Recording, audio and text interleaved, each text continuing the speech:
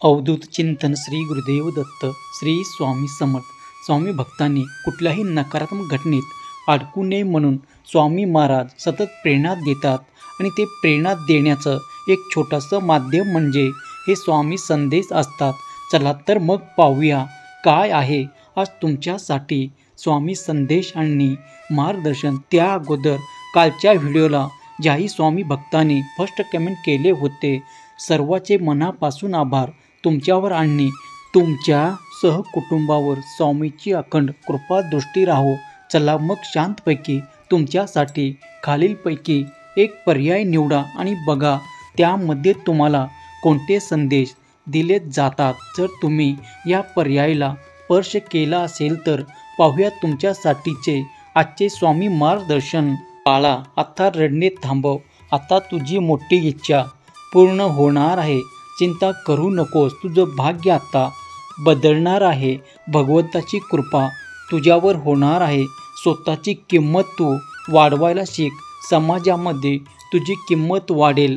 होय बाळा, कोणत्या गोष्टी कराव्या लागतील ज्याने आपली किंमत समाजामध्ये वाढली जाईल.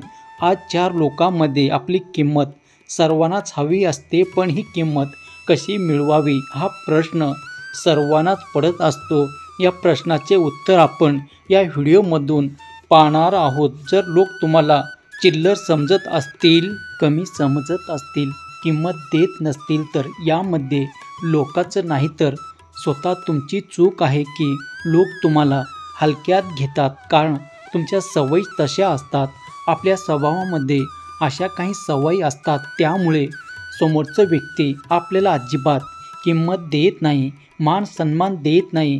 तर अशा काही सवयी आज या व्हिडिओमध्ये आपण सांगणार आहोत, ज्या आपण बदलल्या तर समाजामध्ये आपली व्हॅल्यू नेहमीच राहील.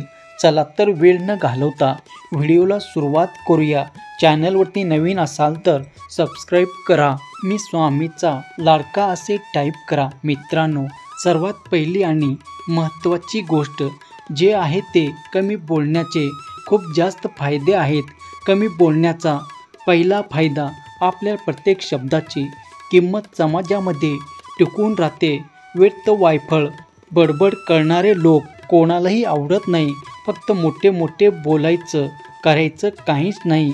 अशा लोकांना समाजात कोणीही मान सन्मान देत नाही. उलट जी लोक बोलतात त्याच्या प्रत्येक शब्दाला समोरचा व्यक्ती लक्ष देऊन ऐकत असतो. त्याचबरोबर अशा व्यक्तीला तज्ज्ञ, समजूतदार, हुशार अशा उपमासुद्धा दिल्या जातात. जास्त बोलणाऱ्या व्यक्तीला लोक कंटाळतात. या उलट कमी बोलणाऱ्या व्यक्तीशी लोक नेहमीच संपर्क ठेवतात.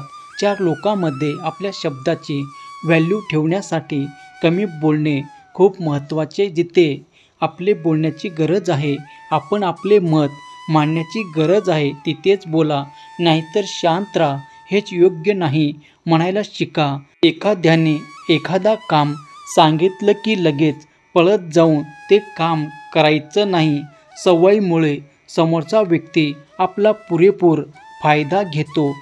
आपल्याला वाटेल ते काम सांगून किंवा आपल्याकडून कोणत्याही अपेक्षा करून आपल्याला त्रास देत राहतो आणि तोच त्रास जर आपण सहन केला तर ती व्यक्ती कधीही आपल्याला किंमत देणार नाही. जर स्वतःला समाजामध्ये वेगळे स्थान निर्माण करायचे असेल, स्वतःला किमती बनवायचे असेल तर समोरच्या व्यक्तीच्या एखाद्या अपेक्षेला किंवा कामाला किंवा मागणीला वेळच्या वेळी नाही म्हणायला शिका. एखाद्याला मदत करा, एखाद्यासाठी वेळ द्या, एखाद्याच्या गरजेला पडा, पण प्रत्येक वेळेला नाही. कारण प्रत्येक वेळेला आपण त्याची हाक ऐकून पळत जर गेलो तर त्याला आपण रिकामे टेकडे वाटू लागतो. त्याच्यामुळे काय होतं तर समोरच्या व्यक्तीसाठी तुम्ही किमती राहण्यासाठी त्याच्या एखाद्या गोष्टीला नाही म्हणायला शिका.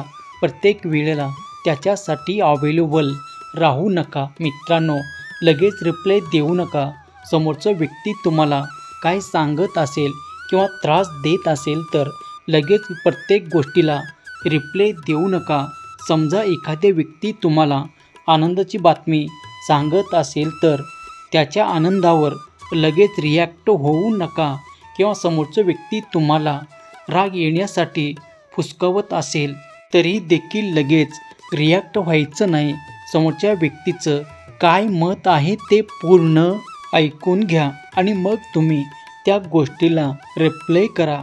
समजा तुमच्या एखाद्याशी भांडण लागले असेल आणि तो व्यक्ती समोरचा तुम्हाला वाटेल तसं बोलत असेल तर नक्की त्याचे बोलणे स्पष्ट ऐकून घ्या आणि लक्षात घ्या. त्या गोष्टीचा बारकाईने विचार करा आणि योग्य थोडक्या शब्दातच त्या व्यक्तीला रिप्लाय द्या. तरच तुमचा रिप्लायचा उत्तर उपयोग होईल. नाहीतर समोरच्या व्यक्तीवर चुकीच्या शब्दात केलेलं वक्तव्य तुम्हाला फालतू बनवू शकते. होय मित्रांनो, कोणताही निर्णय घेण्यापूर्वी ते विचारपूर्वक घ्यायला पाहिजे. आयुष्यामध्ये बरेचसे निर्णय आपले चुकू शकतात, पण निर्णय चुकले हे नैसर्गिक आहे. पण आपला एखादा निर्णय चुकला फसला तर आपल्या समाजामध्ये बदनामी निंदा होऊ शकते. त्यामुळे भविष्यातील एखाद्या नियोजन करत असताना नेहमी एकांतात बसून शांततेने चिंतन करून पूर्ण सारासार विचार करून निर्णय घ्यावा. आपल्या यशाकडे जायचं असतं, अपेक्षाकडे नाही. कारण यश आपल्याकडे असेल तर लोक मागे पुढे करतील आणि अपयश आलं तर लगेच लोक आपल्याला समजून न घेता निंदा करायला सुरुवात करतील, आपल्याला किंमत देणार नाहीत. पण मित्रांनो, अपयश आलं म्हणून घाबरायचं नाही. विचार करून निर्णय घेऊन यशाकडे वाटचाल करायची आणि समाजामध्ये आपली किंमत कायम ठेवायची. आपल्या कामावर लक्ष केंद्रित करायचं. आयुष्यामध्ये तुम्हाला यशस्वी होऊन समाजामध्ये वेगळे नाम कमवायचे असेल तर तुमच्या कामावर तुम्ही फोकस करा. कष्ट मेहनत करून आपण यशस्वी होऊ शकतो. आपल्या आयुष्यात जे काही हवं ते आपण करू शकतो. त्यामुळे कष्टाला पर्याय नाही. तुमच्या ध्येयासाठी, तुमच्या यशासाठी तुमच्या कामावर लक्ष केंद्रित करा. ज्या वेळेला तुम्ही यशस्वी होता त्या वेळेला समाजामध्ये किंमत कशी राखावं याचा विचार करा. यशस्वी लोकांना समाजामध्ये व्हॅल्यू आपोआप मिळत असते. त्यामुळे स्वतःला सिद्ध करण्यासाठी कामावर लक्ष केंद्रित करा. स्वतःवरती विश्वास ठेवा आणि भगवंतावरती सुद्धा. भगवंतावरती विश्वास असेल तर लव यू गॉड टाईप करा आणि चॅनलला सबस्क्राईब करून 2 जणांना शेअर करा. मित्रांनो, कोणाशी वाद घालवू नका. एखाद्याला खूप घाण सवय असते सतत इतराशी भांडण काढण्याचं आणि व्यर्थ बडबड करायचे, वाटेल तसे बोलायचे. अशी लोक प्रत्येकाच्या आसपास असतात. पण अशा लोकांचे निरीक्षण करा. अशा भांडखोर लोकांना समाजामध्ये कोणीही विचारत नाही, कोणीही किंमत देत नाही. म्हणून अशा लोकांपासून कायम 2 हात दूर राहा. आपण त्याच्याकडून एक शिकवण घ्यायची की कधीही कोणाचेही वाद घालायचं नाही. एखादा व्यक्ती आपल्याला मुद्दामहून त्रास देत असेल तर त्या व्यक्तीशी सतत भांडत बसायचं नाही.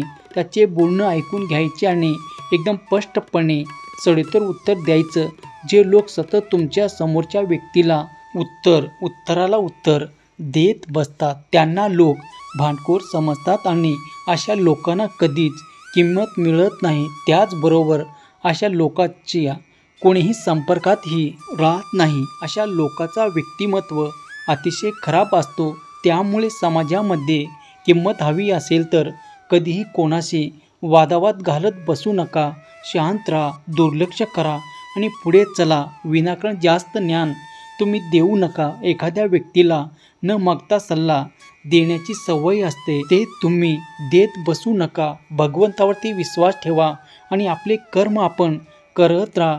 व्हिडिओ आवडला असेल तर चॅनलला सबस्क्राईब करा आणि व्हिडिओला लाईक करा. तुमच्या एका लाईकने प्रेरणा मिळते आणखी स्वामी संदेश बनवण्यासाठी.